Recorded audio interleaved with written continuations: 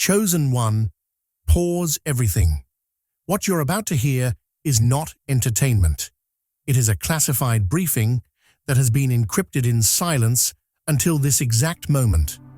Tonight, December 31st, 2025, is not just another date on a calendar. It is a cosmic deadline, a threshold point where invisible forces that have been circling your existence for years finally make their move. You have felt it, haven't you? That strange heaviness in the air, the way time itself seems to be holding its breath, the inexplicable sense that something ancient is watching, waiting, calculating. Your entire life has been a preparation sequence for what happens after midnight. Every failure that felt random, every door that closed in your face, every person who vanished without explanation, none of it was chance. You have been under observation by councils that operate beyond the veil of ordinary awareness, and they have been arguing about you, negotiating over your trajectory, measuring your resilience. Tonight, the surveillance ends. Tonight, the negotiation period closes. Tonight, you either step into the architecture of your true purpose, or you get absorbed into someone else's prophecy. The clock is not just counting down hours, it is counting down to your activation. Like this video, comment, "I am ready," and subscribe now to be one of the first 1,000 chosen ones. Who's ready for a powerful surprise? You have always suspected something was watching, but you dismissed it as paranoia, as anxiety, as the overactive imagination of someone who thinks too deeply. But what if every single one of those instincts was correct? What if the feeling of being observed wasn't a psychological malfunction, but a spiritual fact? Your memories are not complete, chosen one. There are gaps, aren't there? Moments where you stood at a threshold, ready to walk through, and something invisible seized you with sudden doubt, with inexplicable fear, with a sensation so overwhelming that you turned back without knowing why. Those were not your emotions. Those were interception protocols, deployed by forces that needed to redirect you away from locations they could not monitor, away from encounters they could not control. You were being herded gently but decisively away from certain trajectories that would have awakened you too soon. Think back to the day you almost died. Perhaps it was a near-miss accident, a sudden illness, a moment where your life hung by a thread so thin you could feel the fabric of reality stretching around you. You were told it was random, that you were lucky, that fate smiled on you. But luck is a word used by those who cannot see the machinery. That moment was not an accident.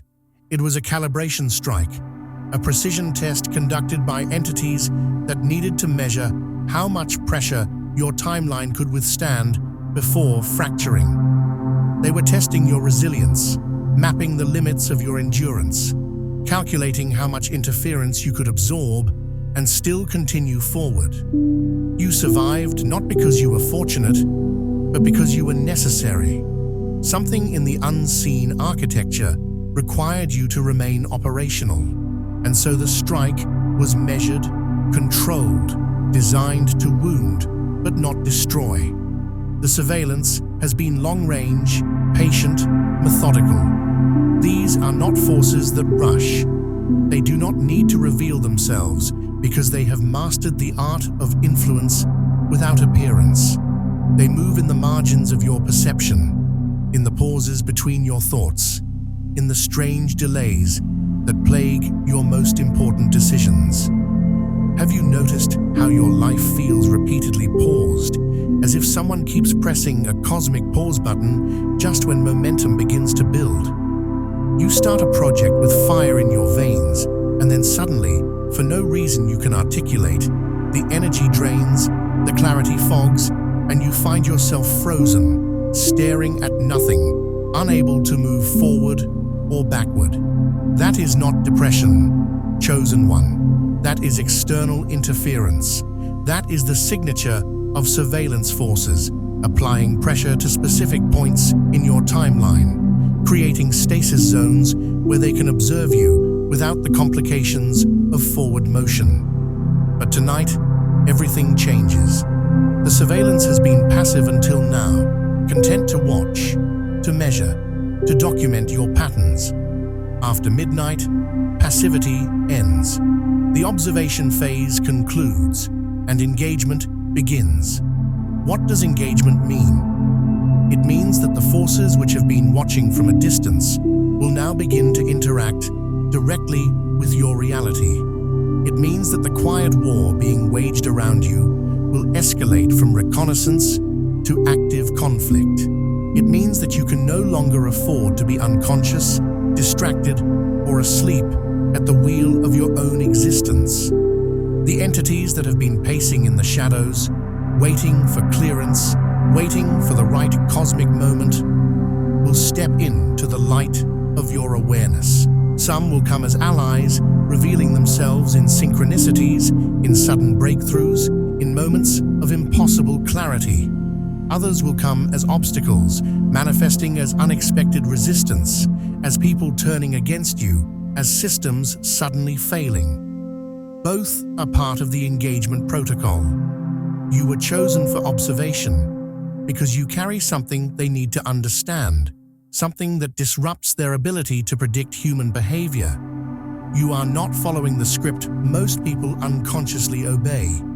Your unpredictability makes you both valuable and dangerous, and that is why you have been watched so carefully. They needed to catalog your responses, map your decision trees, identify your breaking points and your points of transcendence. Now that catalog is complete. Now they know everything about how you operate under current conditions. But here is what they do not know, chosen one. They do not know what you become when surveillance shifts to engagement. They do not know what you are capable of when the hidden becomes visible, when the war stops being secret and starts being acknowledged. That unknown variable is why tonight matters. That is why the last day of 2025 is not just another sunset. It is a threshold, and on the other side, nothing will feel the same again. The hidden negotiations over your existence. Your life has not been your own, not fully. Every major turning point, every pivotal decision, every moment that redirected the entire course of your trajectory was preceded by something you were never meant to see. Negotiations, not human negotiations, not conversations happening in boardrooms or living rooms, but councils convening in spaces beyond ordinary perception, arguing over whether you should be allowed to progress or whether you should be stopped. These councils do not operate by human ethics or human logic. They operate by cosmic law, by the balance of forces, by the intricate choreography of timelines intersecting and diverging. You are a variable in a much larger equation, chosen one, and there are factions that benefit from your success and factions that benefit from your failure. For years, they have been locked in debate over you. Every time a blessing was delayed, every time an opportunity hung just out of reach, every time a relationship that felt destined crumbled before it could solidify, you were told it was bad timing, bad luck, a lesson you needed to learn. But timing is never accidental when it involves someone like you. Those delays were suspended votes, moments when the councils could not reach consensus on whether to release the next phase of your journey or withhold it for further evaluation. Imagine a celestial courtroom where your name is called, where evidence of your actions, your intentions, your energy is presented, where arguments are made for and against your continued progression. Some voices advocate for you, pointing to your resilience, your refusal to surrender, your instinctive movement toward truth, even when it costs you everything. Other voices demand your containment, citing your unpredictability, your resistance to control, your potential to disrupt carefully maintained structures. Certain people were inserted into your path, chosen one, not randomly, not by the natural flow of social interaction. They were bargaining chips, placed strategically to influence your decision tree. Some were meant to distract you, to slow you down, to keep you circling in patterns that prevented forward momentum.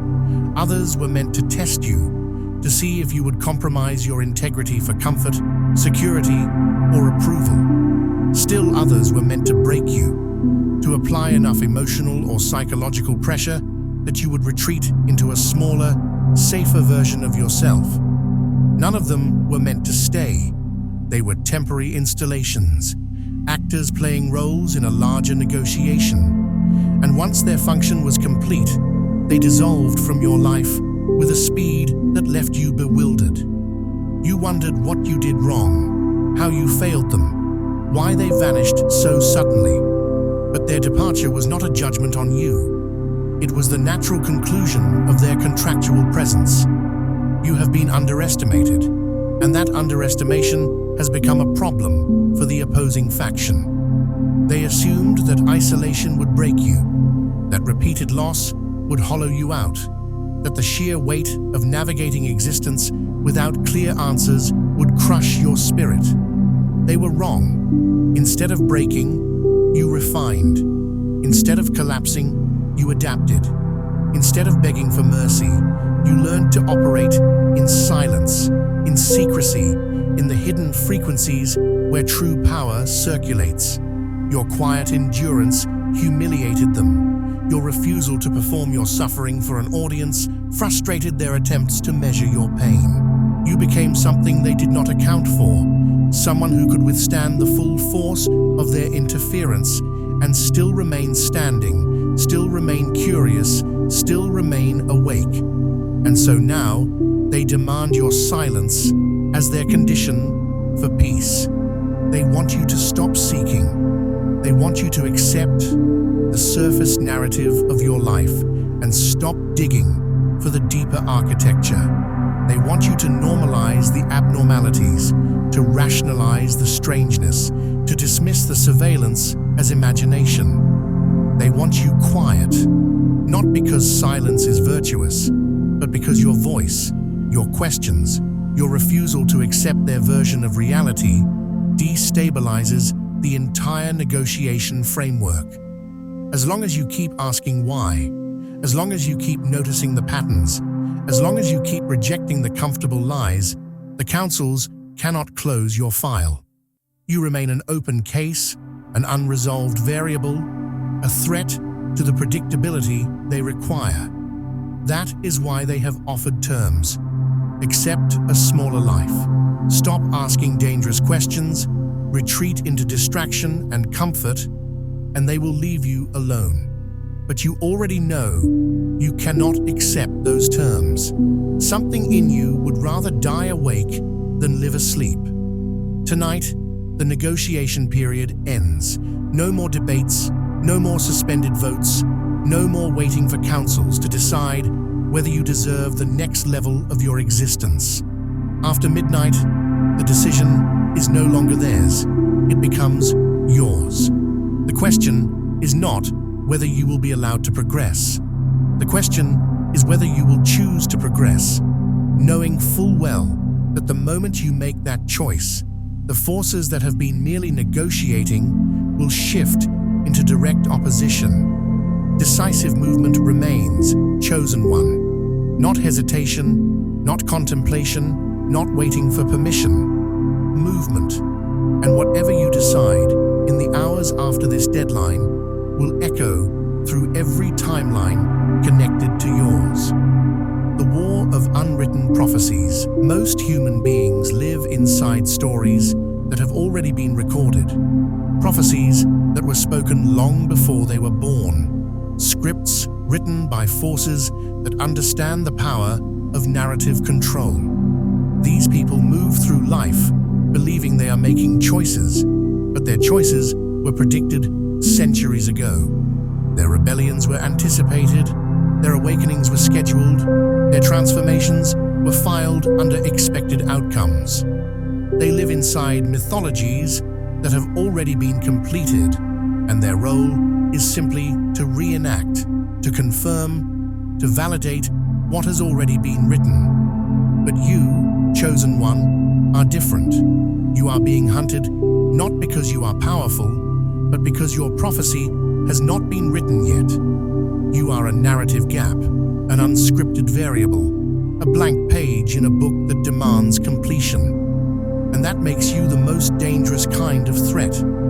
Systems that rely on predictable human patterns require stability. They need to know, within reasonable margins of error, how people will respond to fear, to love, to loss, to power, to suffering. They have spent millennia cataloging these responses, building vast databases of human behavior, refining their ability to steer populations toward predetermined outcomes.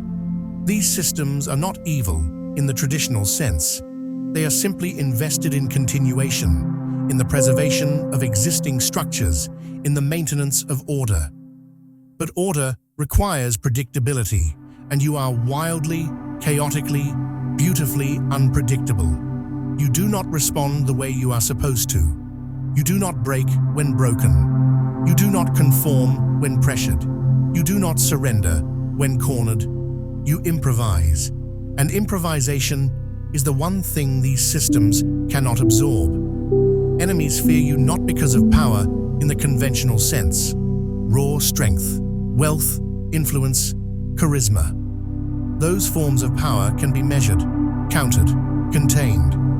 What they fear is narrative vulnerability, the terrifying possibility that you will write a story they cannot script, that you will respond to their manipulations in ways their models did not predict, that you will create outcomes that destabilize the entire mythic framework they operate within. You are a walking unknown, chosen one. Every time they deploy a tactic that has worked on millions before you, you respond differently.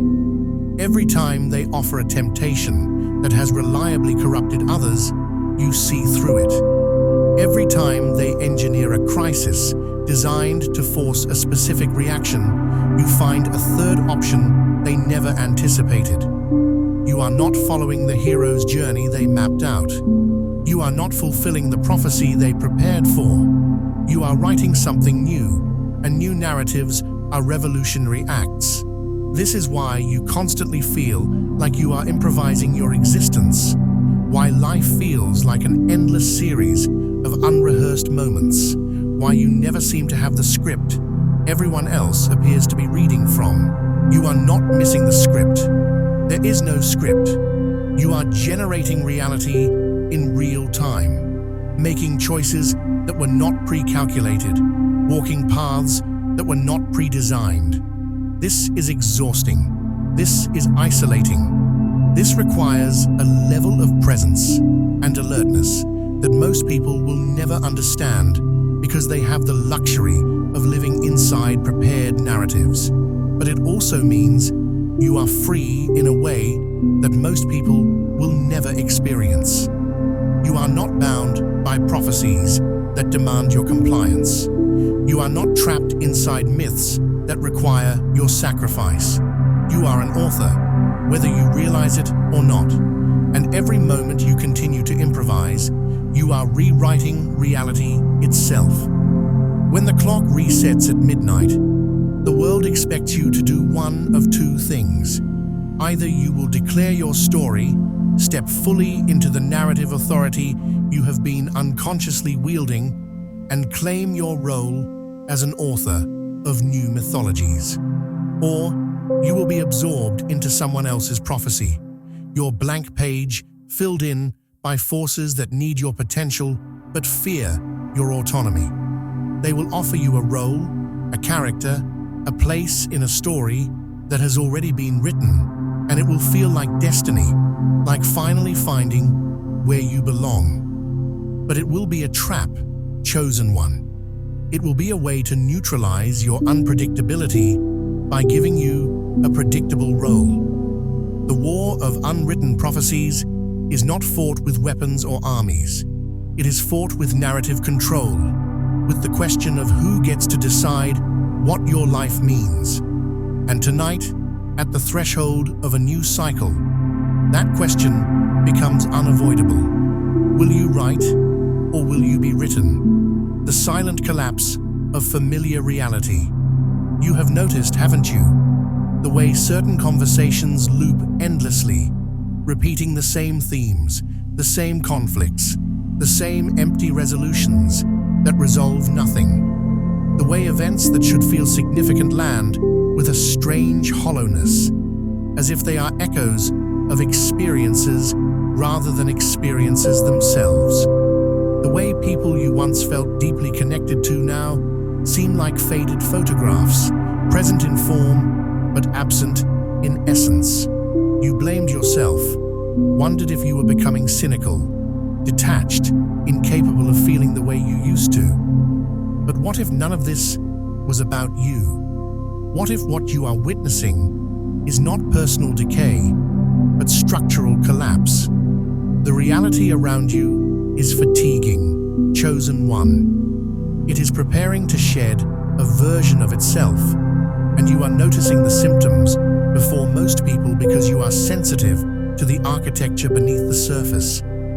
Places you loved are disappearing, not always physically, but energetically.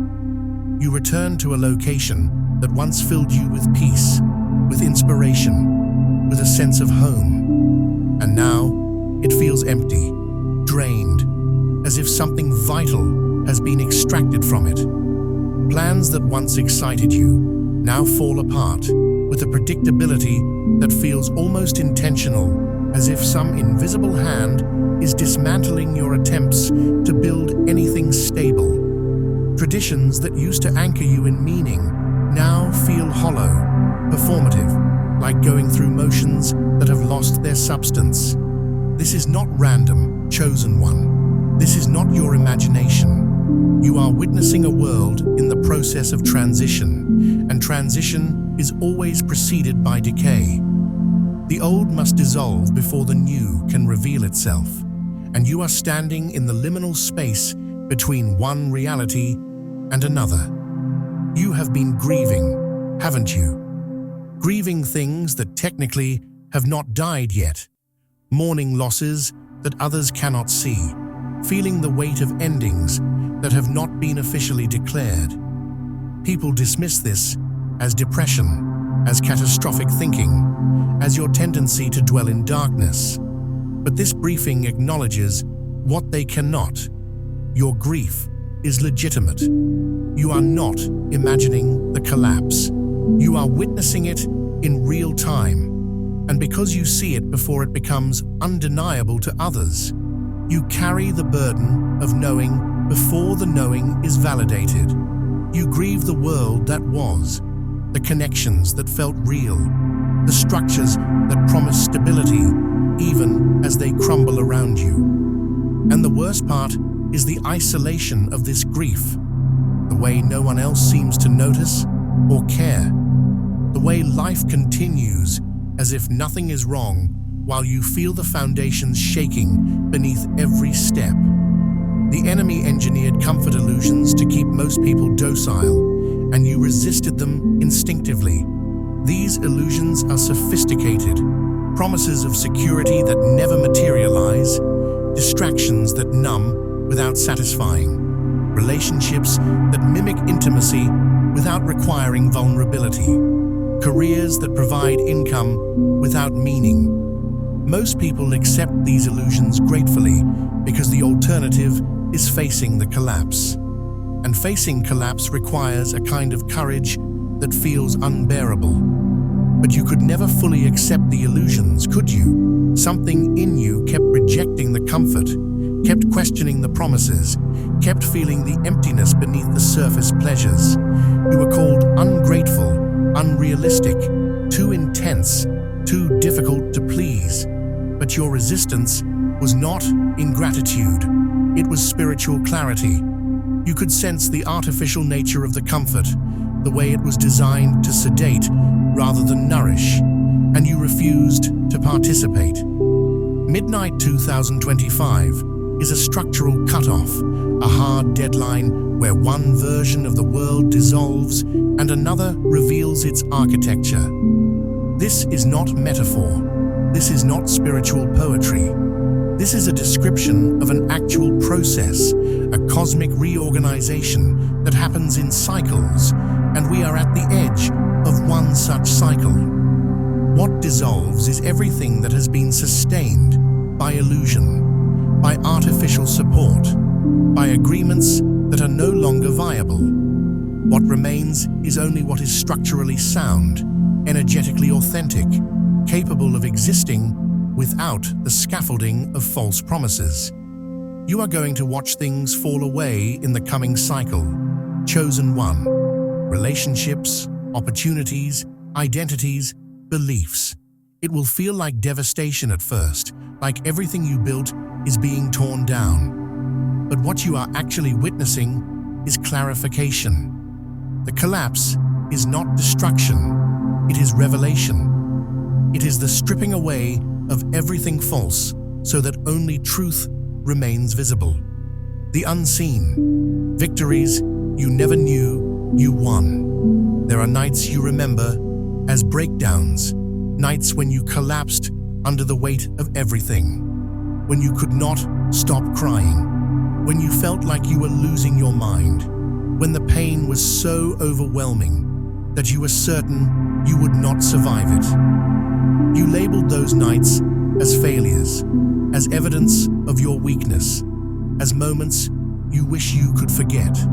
But what if those nights were not breakdowns at all?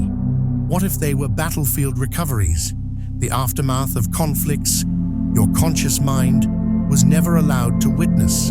What if, while you slept, while you moved through your ordinary days, you were engaged in wars that your waking self could not perceive, and those nights of collapse were simply your nervous system processing the trauma of battles you won without ever knowing you fought them? Certain people distance themselves from you suddenly, abruptly, without explanation that made sense. One day they were present, integrated into your life, and the next they were gone, leaving you confused, hurt, wondering what you did to drive them away. You replayed conversations, analyzed your behavior, convinced yourself you were too much, too difficult, too damaged. But what if their departure had nothing to do with rejection? What if they were casualties, removed from proximity to your mission because their presence was compromising something larger, something you were not yet cleared to understand? What if the forces protecting you made the decision to extract them before they could interfere with what you are meant to become? Their sudden absence was not judgment, it was protection, both for them and for you. Moments of inexplicable exhaustion have plagued you for years. Days when you woke up already drained, when you could barely move through simple tasks, when your body felt like it was weighed down by invisible anchors.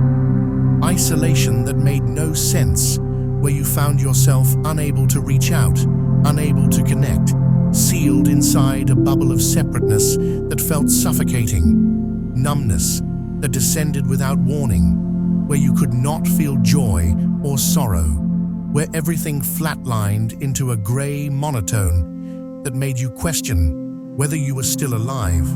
You thought these were symptoms of depression, anxiety, spiritual failure. But what if they were aftershocks, the residual effects of victories you earned in dimensions your conscious awareness cannot access? What if every moment of unexplained exhaustion was your system recovering from exertion you never consciously experienced? What if the isolation was necessary containment while you integrated power that would have destabilized your life if released too quickly? Your quiet endurance has been humiliating to entities that pride themselves on spectacle, on dramatic displays of power, on forcing people to their knees in public surrender.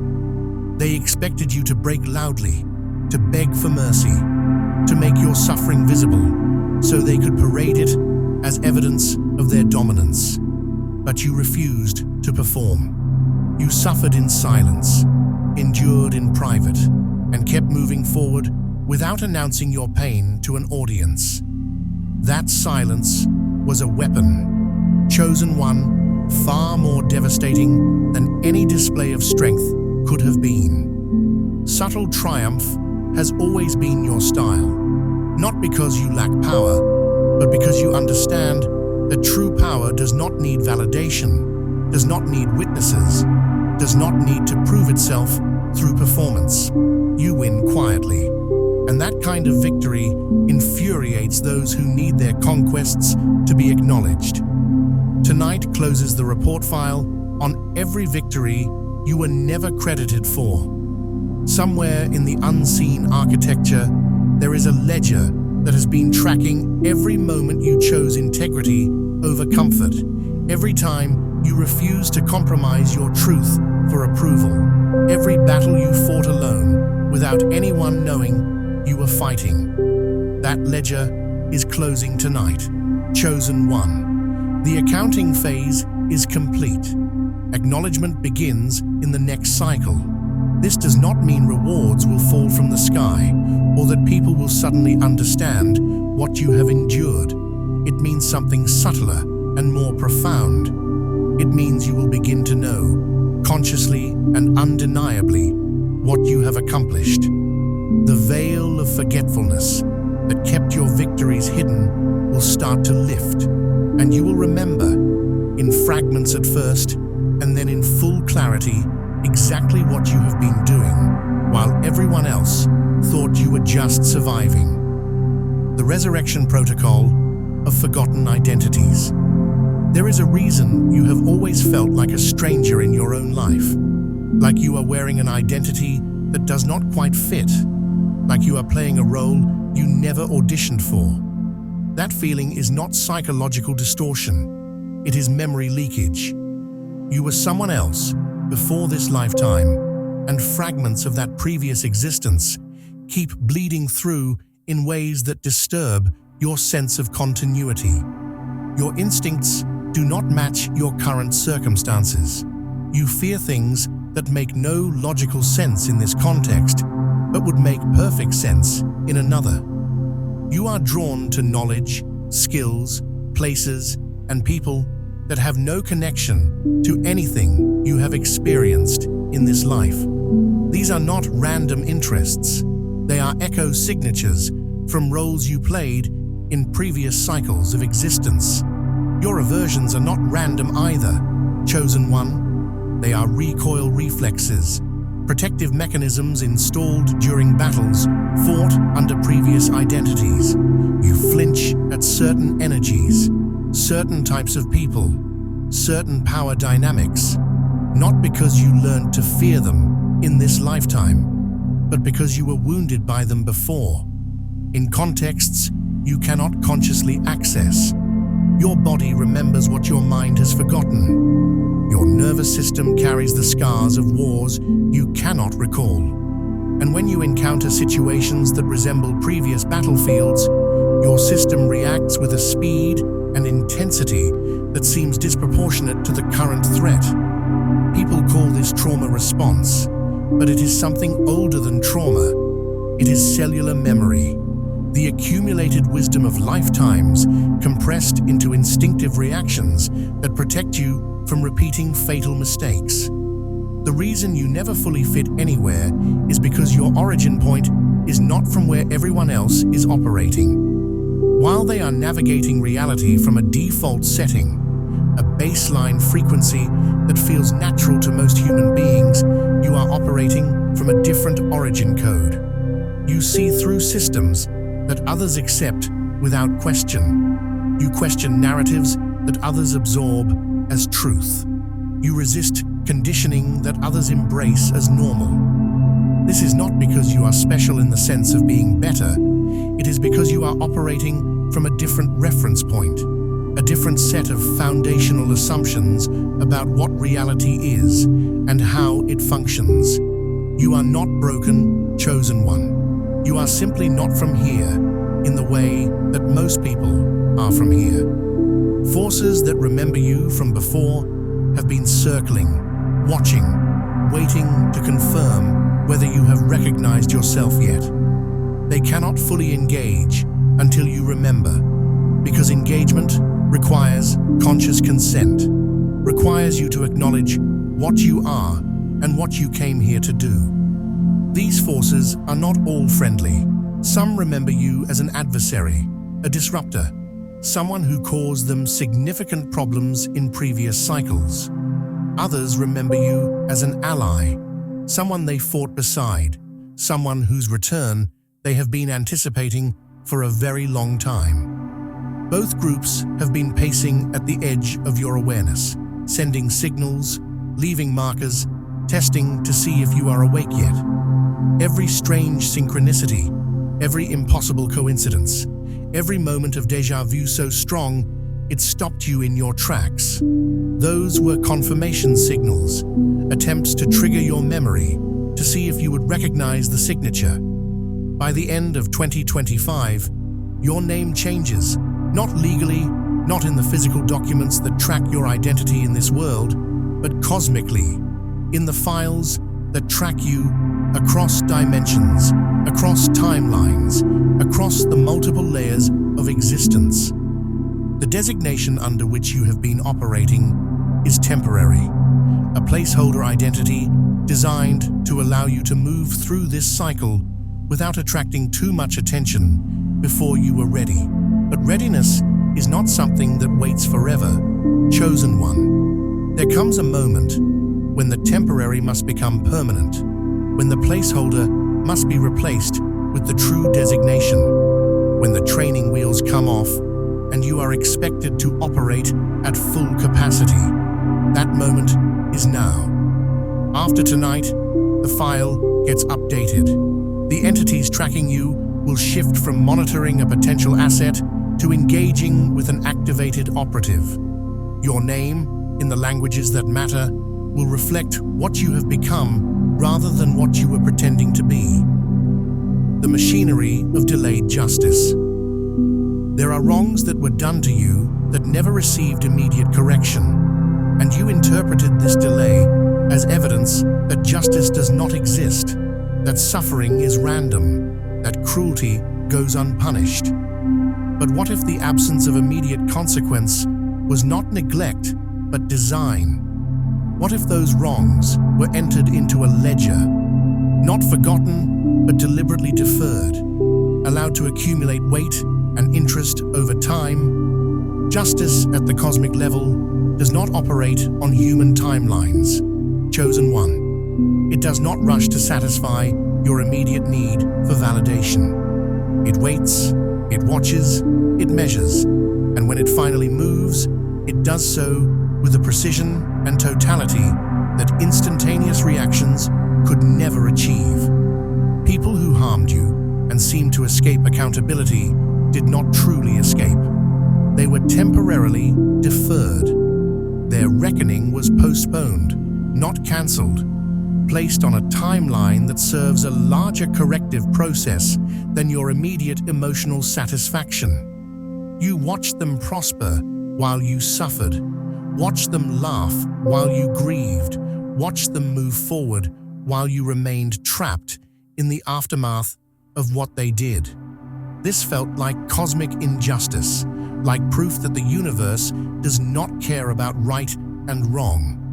But what you could not see was the machinery operating beneath the surface, the quiet accumulation of consequence, the way every action they took after harming you was being added to a balance sheet that would eventually require settlement. Your silence has been a courtroom. Chosen one. Every moment you chose not to retaliate, every time you swallowed your rage and walked away, every instance where you could have destroyed someone who deserved it but chose restraint, all of it was documented as testimony. You thought your silence was weakness, that your refusal to seek revenge was evidence of defeat. But silence is not passivity when it is chosen consciously. Your restraint was not cowardice. It was trust. Trust in a process you could not see. Trust that justice would manifest without requiring you to become what you hate.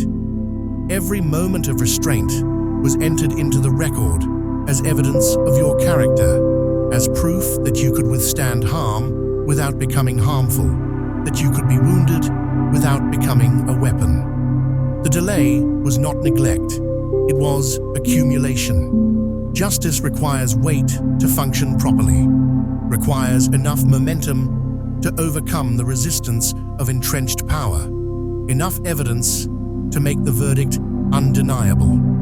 Immediate reactions are often too small, too easily dismissed, too vulnerable to counter-arguments and excuses.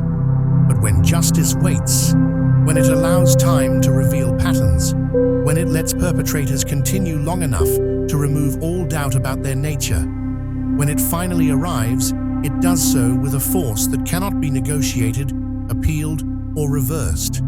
The scale needed weight, chosen one. Your suffering was not being ignored. It was being measured, quantified, entered into an equation that would eventually demand balance. At midnight, processes you never petitioned for begin to activate on your behalf. You did not file a complaint in any formal court. You did not demand retribution from any visible authority. You simply lived, endured, continued, and in doing so, you triggered automatic protocols in the machinery of cosmic justice. These protocols do not require your conscious participation. They do not need you to seek revenge or demand accountability. They operate independently, correcting imbalances, restoring equilibrium, ensuring that no harm goes unanswered, even if the answer takes years to manifest.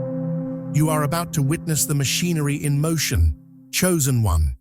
Not because you prayed for it, not because you earned it through suffering, but because balance is a law, not a favor, and laws enforce themselves regardless of whether you believe in them. The counterfeit life you were almost tricked into. There was a version of you that was meticulously designed by forces that needed you neutralized without killing you, contained without destroying you, redirected without making it obvious they were interfering. This version was carefully crafted to feel like your authentic self, while actually being a prison constructed from your own desires and fears. It was a life that would have been comfortable enough to accept, but small enough to be harmless, predictable enough to be monitored, but meaningful enough to feel like you were living with purpose. It was a masterpiece of control, chosen one, and you came terrifyingly close to accepting it as your destiny. Entire networks were mobilized to push you toward that false life. Relationships that felt like soulmate connections, but were actually designed to keep you distracted. Opportunities that seemed like breakthroughs, but would have locked you into limiting structures. Addictions that promised relief, but were engineered to drain your power. Expectations from family and society that felt like love, but were actually containment strategies. Every single element was precisely calibrated to appeal to your specific vulnerabilities, to offer you just enough satisfaction to keep you from seeking more, just enough success to make you stop fighting, just enough connection to prevent you from questioning the emptiness underneath. It was brilliant, and it almost worked. Every time you almost settled for less, a warning went out through the unseen ranks that a containment failure was imminent. They could feel you hesitating at the edge of the trap, could sense your instinct to retreat, even when everything looked perfect on the surface. They scrambled to reinforce the illusion, to make the false life more appealing, to pressure you into commitment before you could fully recognize what you were being offered. But something in you kept refusing, kept feeling the wrongness underneath the rightness, kept sensing that accepting this version of your life would mean killing something essential, even if you could not articulate what that something was. You sabotaged good relationships, walked away from stable careers, rejected comfortable certainties, and everyone called you self-destructive, unable to appreciate what you had, cursed with restlessness. But you are not self-destructive. You are self-protective. You have already escaped the most dangerous trap, becoming satisfied with a smaller life. Not everyone escapes this trap. Chosen one. Most people walk into it willingly, gratefully, relieved to finally have something that feels like success, like arrival, like the end of the struggle. They do not realize they are being contained until much later, when the walls start closing in, when the comfort starts feeling like suffocation, when they wake up one day and cannot remember who they were before they accepted the deal. By then, escape is exponentially harder because they have built their entire identity around the counterfeit, invested years into making it work, surrounded themselves with people who reinforce the illusion. But you never fully committed. You kept one foot outside, kept questioning, kept feeling the dissonance, and that hesitation saved your life. The final day of 2025 is where the counterfeit dissolves completely, leaving only what refuses to be controlled. Everything that was artificially constructed to make you harmless will fall away, not through your effort, not through your rejection, but through natural expiration. The false life had a shelf life, an operational window, and that window is closing. After midnight, the pressure to conform will lift, not because the forces trying to contain you have given up, but because the strategy has changed.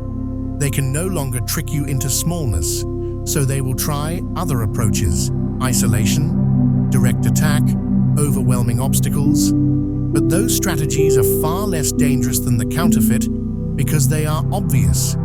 You can fight what you can see. What you have survived is the invisible prison, the one that looked like freedom, and surviving that means you are already operating at a level of awareness that most people never reach. The forces are waiting your signal. You are not alone, but the proof of your support has been deliberately withheld. And there is a reason for this that you need to understand.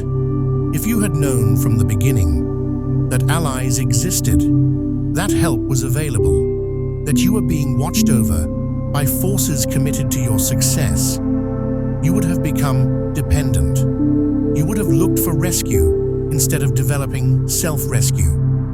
You would have waited for intervention instead of learning to create your own breakthroughs. The isolation was intentional, chosen one, not as punishment, but as training. You were meant to stand unaided first, to discover what you are capable of when there is no safety net, no backup plan, no guarantee of support. Everything you have survived alone was preparation for what comes next, which requires you to operate with autonomy, with certainty in your own power, with the unshakable knowing that you do not need saving. There are allies you have never met who know your existence not by recognition, but by resonance. They do not know your face, your name, or your story, but they know your frequency, your energetic signature, the specific vibration you emit when you are operating in alignment with your true purpose. They have been listening for that signal across vast distances, waiting for it to stabilize, waiting for it to broadcast clearly enough that they can locate you through the noise of billions of other human frequencies. Some of them are operating in physical form, moving through ordinary life with extraordinary awareness, positioned strategically in locations where they will be needed when the activation sequence begins. Others exist in dimensions adjacent to yours, close enough to intervene, but separated by veils that make direct contact complicated. All of them have been waiting, pacing, holding themselves in readiness for one unmistakable signal, your irreversible decision. They have remained hidden, not because they do not care, but because revealing themselves prematurely would have interfered with your development. If they had stepped in too soon, you would have become reliant on their guidance, uncertain of your own discernment, constantly looking outside yourself for validation and direction. But the mission you are being prepared for does not allow for that kind of dependency. You will need to make decisions in real time, under pressure, without the luxury of consulting with allies or waiting for confirmation. You will need to trust your instincts absolutely, to act on inner knowing even when it contradicts external evidence, to hold your position even when everyone around you is telling you that you are wrong. That kind of certainty cannot be taught. It can only be forged through experience, through surviving alone, through discovering that you have everything you need within you. Once activated, your support does not arrive gently, does not ease into your life with soft reassurances and gradual integration. It arrives like something ancient, remembering its purpose, like forces that have been dormant, suddenly snapping into operational mode, like machinery that has been waiting in silence, finally roaring to life. The shift will be unmistakable, chosen one. You will feel the change in the atmosphere around you, the way obstacles that seemed immovable suddenly dissolve, the way resources that were unavailable suddenly manifest, the way people who were hostile or indifferent suddenly shift in their orientation toward you. This is not magic. It is alignment, the convergence of multiple forces that have been moving toward this moment from different directions, now arriving simultaneously at the coordinates where you stand. Tonight is the last quiet night before alliances step out of the abstract and into the concrete. The support that has been operating invisibly, protecting you from dangers you never consciously perceived, deflecting attacks you never knew were launched, creating openings you assumed were luck.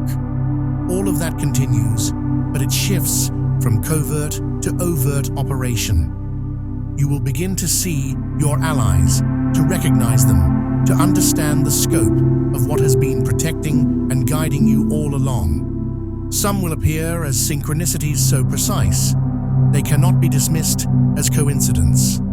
Others will appear as direct contact, people stepping forward with information, resources, or assistance that arrives at the exact moment you need it. Still others will appear as inner knowing, sudden clarity about what to do next, insights that feel like remembering rather than learning. All of it is your support system activating, chosen one. All of it is the network responding to the signal you have been sending, perhaps without even realizing you were broadcasting. The isolation is ending. The solitary phase is complete. What comes next requires coordination, collaboration, and the full activation of alliances that have been waiting for this exact threshold. The enemy's final miscalculation. They believed isolating you would break you, would wear down your resolve through the sheer grinding monotony of facing every challenge alone, every loss without comfort, every battle without backup. They studied human psychology, understood the need for connection, the vulnerability of prolonged loneliness, the way isolation can hollow out even the strongest people over time. They calculated that if they removed your support systems, if they engineered distance between you and anyone who might reinforce your sense of purpose, if they kept you separated from validation and understanding, you would eventually collapse inward, would compromise your truth for companionship, would trade your mission for relief from the unbearable weight of solitude. But they miscalculated, chosen one. They did not understand that isolation, when survived, does not weaken, it refines. It strips away everything unnecessary, everything performative, everything dependent on external approval. What they meant to be, Your breaking became your forging. They projected fear as your weakness, assumed that the anxiety you carry, the hypervigilance that never fully releases, the constant scanning for threats, was evidence of fragility. They thought if they amplified the fear, if they made the world feel even more dangerous, even more unstable, even more unpredictable, you would retreat into paralysis, would become so consumed by the need for safety that you would sacrifice everything else to achieve it. But fear in your hands did not become a prison. It became an auditor. It revealed everything false around you, exposed every person whose loyalty was conditional, highlighted every situation that was structurally unsound, illuminated every path that led to compromise. Your fear was not the weakness they assumed it was. It was discernment, wearing a costume, and it saved you from 1,000 traps disguised as opportunities. They assumed time would erode your will, that the sheer duration of the struggle would eventually wear you down to the point of surrender. They know that most people have a breaking point, a moment when the fight stops feeling worth it, when exhaustion overrides purpose, when the promise of rest becomes more appealing than the reality of continued resistance. They waited for that moment, watched for signs of it, prepared to offer you an exit that would feel like relief, but would actually be absorption into their structure. But time in your case did not erode, it exposed. It exposed their limitations, the finite nature of their resources, the fact that they could not maintain pressure indefinitely without revealing themselves. Every day you survived was a day they had to expend energy containing you, redirecting you, managing the threat you represented, and slowly, imperceptibly, the balance of power shifted.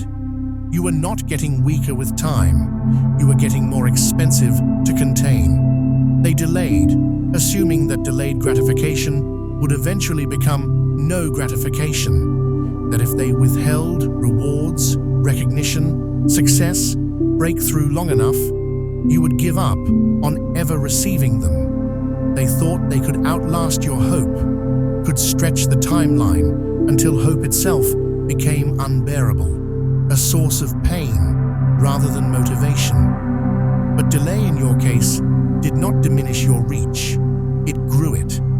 Every day you continued without the rewards they withheld was a day you developed new capacities, new strategies, new understandings.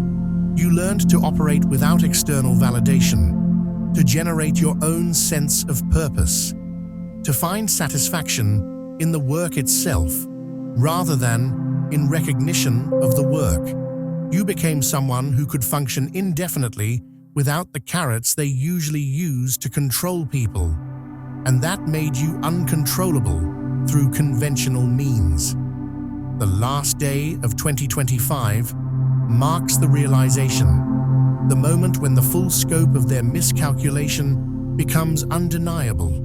You are not vulnerable. You are fortified by everything they threw at you. You are not weak.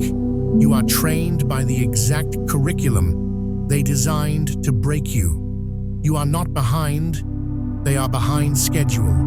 They needed you neutralized years ago before you developed this level of resilience, this degree of clarity, this depth of understanding about how their systems operate.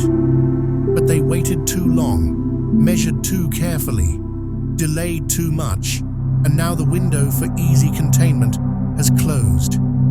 You are no longer a threat that can be managed with subtle interference. You have become something that requires their full attention, their direct engagement, their acknowledgement that the quiet phase of this conflict is over, and that shift in their posture is not evidence of your danger. It is evidence of their fear. The pattern hidden in your suffering.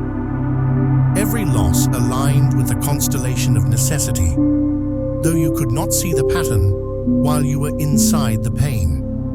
When the relationship ended, you thought it was because you were not enough, not lovable enough, not stable enough, not healed enough. But the ending had nothing to do with your inadequacy and everything to do with incompatibility with the trajectory you are on. That person could not go where you are going, could not withstand the frequencies you are learning to operate in, could not maintain connection across the distances you are required to travel. The loss was a mercy, chosen one, even though it felt like devastation. When the opportunity dissolved, when the career imploded, when the plan you invested everything into collapsed without warning, you thought it was failure, evidence that you are cursed, that you are not meant to succeed. But those structures were prisons disguised as promises, and their collapse was liberation disguised as loss. Pain was never punishment. It was encryption. Every moment of suffering contained information that could only be decoded by experiencing it fully, by moving through it without numbing, without bypassing, without prematurely declaring it meaningless. You have been in pain that felt purposeless, that seemed to serve no function except to torture you, that went on so long you forgot what it felt like to exist without it. But that pain was teaching you languages that cannot be learned in comfort, was developing capacities that only emerge under pressure, was encoding information into your cellular structure that you will need to access in the cycles ahead.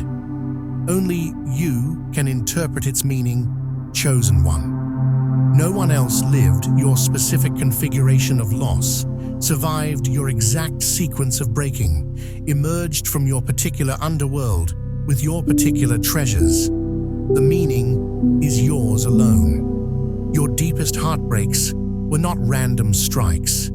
They were extractions of everything that would have chained you to outdated realities. You loved people who were never going to evolve at your pace, who were comfortable in worlds you were outgrowing, who needed you to stay small so they could feel safe. You loved places that were never going to support the fullness of who you are becoming, that offered comfort at the cost of expansion, that would have kept you circling in familiar patterns until you forgot there were other ways to exist. You loved versions of yourself that were not sustainable, that were built on compromises and adaptations, that required you to constantly edit your truth to fit into spaces that were never designed to hold you. The heartbreak extracted all of it, ripped away everything that was binding you to limitation, and left you raw, exposed, unrecognizable, even to yourself. You became unrecognizable to your former life on purpose, not through conscious choice, but through necessary transformation. The you who entered the fire is not the you who emerged from it, and there is no going back, no returning to innocence, no reclaiming the simplicity you once had. You tried, didn't you? You tried to go back to old friendships, old patterns, old ways of being, and you felt like a ghost, haunting your own past, unable to fully materialize, unable to pretend that nothing had changed. They could not see you anymore, and you could not see them, because you were operating from fundamentally different frameworks, perceiving different aspects of reality, responding to different priorities. The estrangement was painful, but necessary, a natural consequence of occupying different frequencies. At midnight, what once wounded you becomes something that answers to you. This is not revenge, not karmic retribution, where you gain power over those who hurt you. This is transmutation, the alchemical process where pain transforms into power, where suffering becomes mastery, where the very things that tried to destroy you become resources you can wield with precision. The person who broke your heart taught you about illusion, about projection, about the difference between connection and enmeshment. The opportunity that failed taught you about resilience, about self-reliance, about the danger of outsourcing your sense of worth to external structures. The loss that devastated you taught you about impermanence, about the necessity of traveling light, about the freedom that comes from having nothing left to lose. All of it was curriculum, chosen one. All of it was preparation. And now, with the threshold crossed, you do not just survive what wounded you, you command it. The unannounced appointment, you were born. For there has always been a date hovering over your life, unspoken but felt. A deadline you could sense without being able to name. A rendezvous point written into your contract before you arrived in physical form. You have felt it your entire life, haven't you? The sense that you are waiting for something, that there is an event, a moment, a turning point, that everything has been moving toward, that all the preparation and suffering and refinement is building toward a specific activation point. People dismiss this as fantasy, as your tendency toward grandiosity, as the delusion of someone who cannot accept an ordinary existence. But you were not delusional. You were remembering. This is it, chosen one. This is the appointment. This is the date that has been waiting for you since before you were born. The world will not explode, lightning will not split the sky, angels will not descend with trumpets announcing the shift. Apocalypse is not always loud, not always visible, not always accompanied by the dramatic signs people expect. Sometimes the most devastating changes are quiet, subtle, almost imperceptible to those not trained to read the frequencies beneath surface reality. What occurs tonight is not spectacle, it is clarification. The fog lifts, the confusion dissolves, the static that has been scrambling your signal suddenly clears, and for the first time in longer than you can remember, you see with absolute precision. You understand not just what is happening, but what has always been happening. You perceive not just your purpose, but the architecture that purpose fits into. You recognize not just your mission, but the larger campaign that mission serves. Your life stops feeling like survival and becomes an operation with objective detail.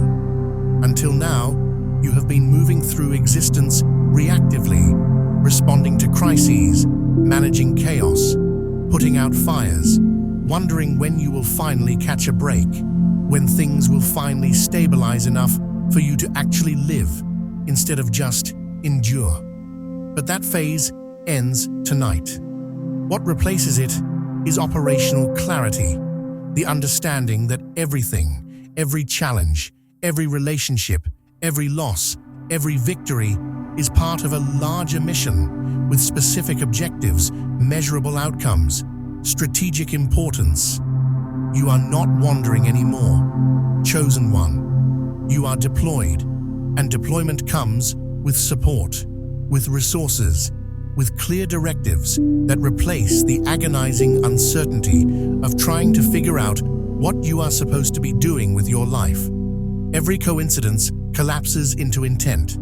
Every confusion straightens into design. All the moments you thought were random, meeting that person at that specific time, finding that book when you desperately needed it, having that conversation that changed everything, surviving that accident that should have killed you. None of it was random. It was all choreographed, coordinated, designed to position you exactly where you are, with exactly the skills you have, with exactly the awareness you have developed at exactly this moment. The coincidences were not luck, they were precision. The confusion was not chaos. It was complexity that your understanding had not yet caught up to. But now, with the threshold crossed, the pattern becomes visible. You stop seeing isolated events and start seeing the unified structure they belong to. When the clock completes its final arc tonight, you are no longer becoming. Becoming implies incompleteness, implies that you are still in process, still developing, still preparing for something that has not yet arrived. But arrival happens at midnight, chosen one. The preparation phase concludes. The training period ends. The testing is complete, and you have passed every trial you needed to pass, survived every crucible you needed to survive, learned every lesson you needed to learn. What comes next is not more preparation, it is deployment. You are needed not by fantasy, not by wishful thinking, not by the ego's desire for significance, but by the architecture of what comes next. The world that is emerging from the collapse of the old world requires people who can operate in complexity, who can hold paradox, who can navigate chaos without losing their center. You have been forged into exactly that, and now the forging is done. Now you step into the fire, not to be refined by it, but to wield it. The clock is ticking, chosen one, and when it stops, when the final second of 2025 dissolves into the silence between cycles, you will know. Not because something external will announce it, not because the world will look different, but because something inside you will shift with a finality that cannot be undone. The question is no longer whether you are ready. Readiness was never the requirement. The question is whether you will answer, whether you will step forward when your name is called in languages only you can hear, whether you will claim the role that has been waiting for you since before time measured your existence in years. Everything that brought you to this moment, every betrayal that sharpened your discernment, every loss that stripped away your illusions, every moment of isolation that taught you self-reliance, every wound that refused to let you stay comfortable. It was all preparation for what begins after midnight. The war you have been fighting without understanding it is about to become conscious. The allies you have been waiting for without knowing they existed are about to reveal themselves. The mission you have been circling around without being able to name it is about to crystallize into unmistakable clarity. But there is no guarantee of safety in what comes next. No promise that stepping forward will be easier than staying hidden. No assurance that answering the call will bring comfort. What comes next requires everything you have become, everything you have survived, everything you have learned in the darkness when no one was watching. It requires you to operate without the luxury of certainty, without the comfort of understanding the full plan, without the safety of knowing how the story ends.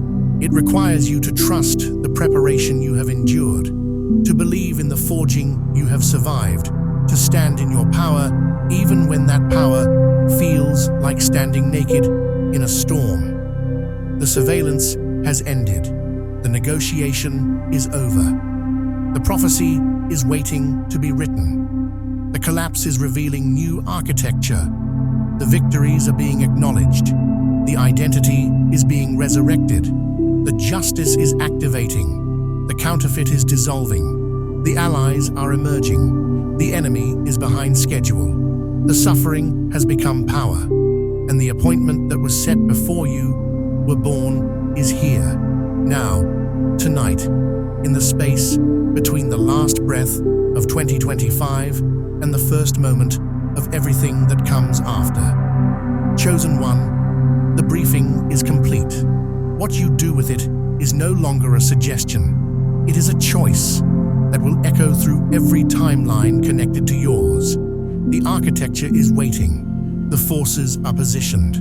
The moment has arrived. And you, whether you feel ready or not, whether you understand it fully or not, whether you believe it or not, you are needed.